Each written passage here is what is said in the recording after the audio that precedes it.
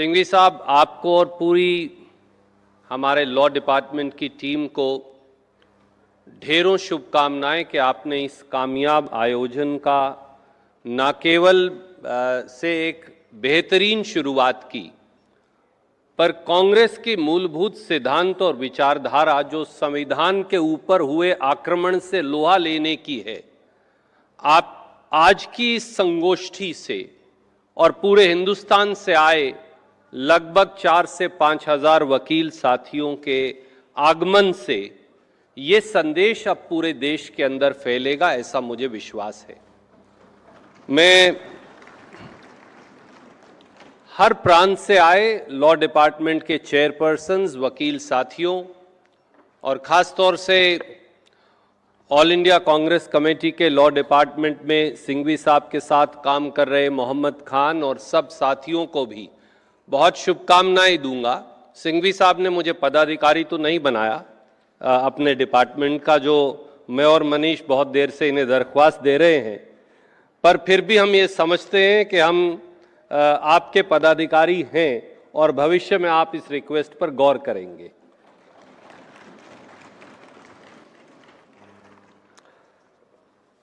Friends, for those of my friends who are from down south, Mukulji spoke in detail about how an attack on federalism is resulting into withering away of federalism. There is an old saying that power must not reside in any one hand without accountability,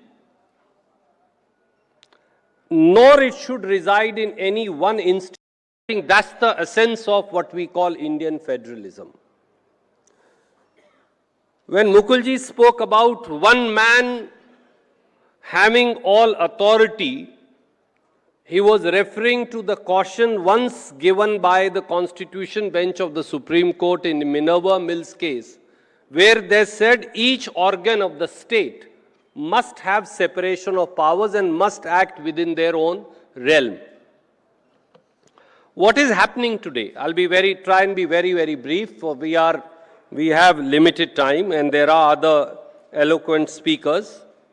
There is a designed attack on states.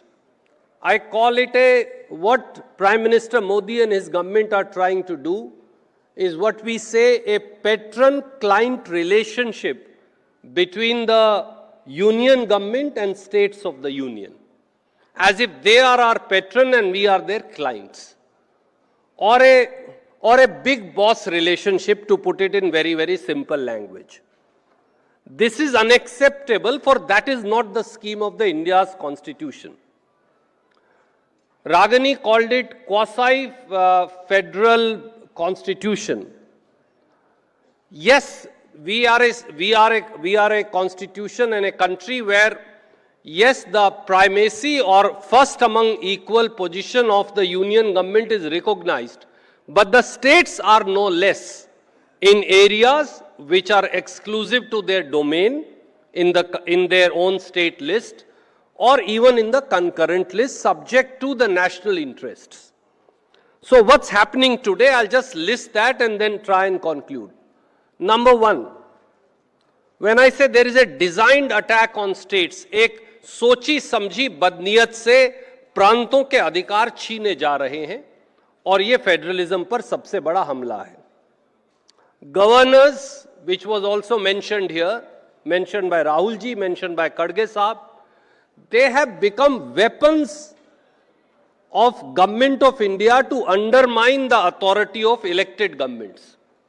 Governor के दफ्तर का इस्तेमाल या दुरुपयोग दिल्ली की सरकार प्रांत की सरकार को बंधुआ और बंधक बनाने के लिए कर रही है. एक उदाहरण हमने देखा और इसमें कुछ हद तक न्यायपालिका भी जिम्मेवार है. हमने एक उदाहरण देखा जब दिल्ली की सरकार के, चाहे वो हमारे विरोधी हैं, सब अधिकार छीन लिए गए और फिर एक 5 सदस्यीय कॉन्स्टिट्यूशन बेंच ने ये कहा कि दिल्ली के लेफ्टिनेंट गवर्नर को काउंसिल ऑफ मिनिस्टर्स की एड और एडवाइस से चलना पड़ेगा. उसके बाद फिर कानून बदल दिया गया, फिर वो दोबारा सुप्रीम कोर्ट गए और अपने ही निर्णय को के आधार पर स्टे करने से उसको मना कर दिया और इतनी देर में असेंबली का टेन्योर खत्म हो गया। तो कैसे सरकारें चलेंगी? जम्मू कश्मीर की बात यहां कही गई। जम्मू कश्मीर इलेक्शन के बावजूद आज भी यूनियन टेरिटरी है। जम्मू कश्मीर के गवर्नर जो चाहते हैं वो करते हैं और चुने हुए मुख्यमंत्री मूक दर्शक बने टकटकी लगाए देखते रहते हैं।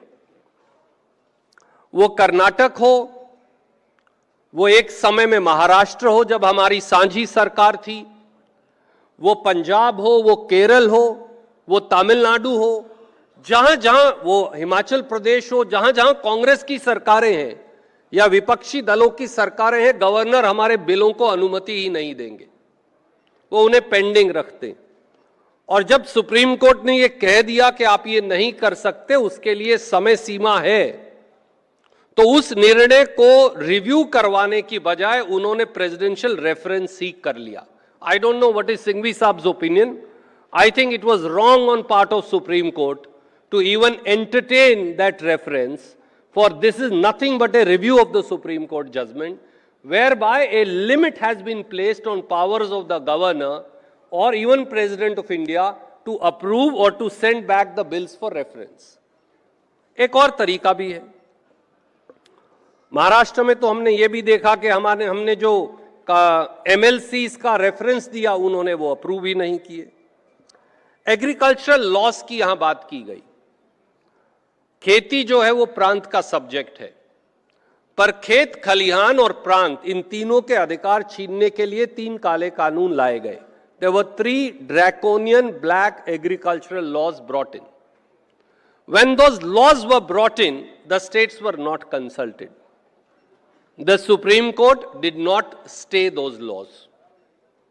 They remained pending, but for an agitation and sacrifice of 700 farmers and a siege of Delhi, the laws would never have been withdrawn. Then what about the powers of the states? Are we mute spectators or are we contributor to India's growth story? एक और उसका उदाहरण है weaponisation of ED, CBI and income tax. अभी यहां भूपेश बघेल जी थे, जब वो मुख्यमंत्री थे, उन पर ईडी की 1 बार नहीं, 2 बार नहीं, शायद 6 बार रेड की गई। उनकी सरकार को बदनाम करने की कोशिश की गई। कर्नाटक के मुख्यमंत्री और कर्नाटक की कांग्रेस की सरकार को बदनाम करने की कोशिश की गई। हिमाचल प्रदेश में जबरन मुकदमे सीबीआई को दे दिए जाते हैं ताकि भारत सरकार के कंट्रोल में आ जाए। यही हाल तमिलनाडु का है, यही हाल दूसरे विपक्षी प्रांतों का है। तो प्रांत अपने अधिकार कैसे चला पाएंगे? सवाल यह है। एक और छोटी सी बात, fiscal choking of states is happening. Actually we are going through where fiscal federalism is now under attack. अगर आपके पास पैसा ही नहीं होगा तो आप अपने आइडियाज लागू कैसे करेंगे? Untied funds of the states are being drastically reduced.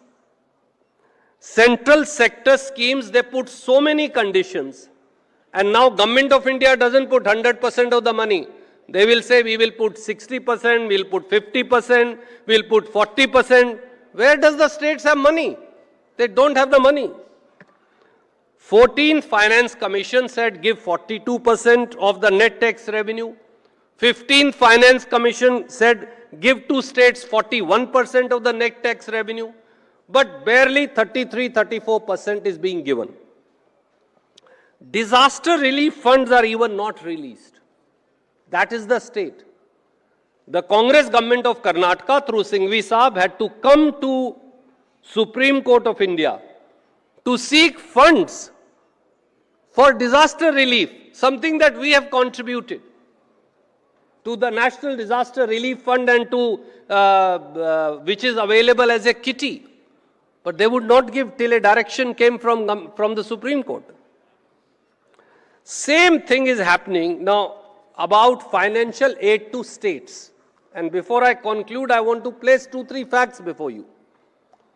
2015-16 में भारत सरकार से जो फाइनेंशियल एड प्रांतों को जाती थी वो लगभग 1,95,000 करोड़ थी या 2 लाख करोड़ थी। 23-24 में वो 4 या 5 लाख करोड़ हो जानी चाहिए, पर 23-24 में वो घट के रह गई है 1,65,000 करोड़। कैसे प्राण चल पाएंगे? This is called not choking of fiscal federalism, rather fiscal terrorism being forced upon the states. 7 lakh crore rupiah, 7 lakh crores is being collected by cesses and surcharges by Government of India, from petrol, from diesel, from health tax, from education cess, but not a penny is given to the states. So friends, there is time now to reinvent cooperative federalism, which is now, as Singhvi Saab said in the morning, coercive federalism, to competitive federalism. Why should states be punished for being efficient or getting more tax? So my simple point is, one nation, one election, one nation, one leader, and one nation, one government alone will not do. And time has come to rethink this entire paradigm and to address these core issues by advocating for competitive federalism. Thank you so much.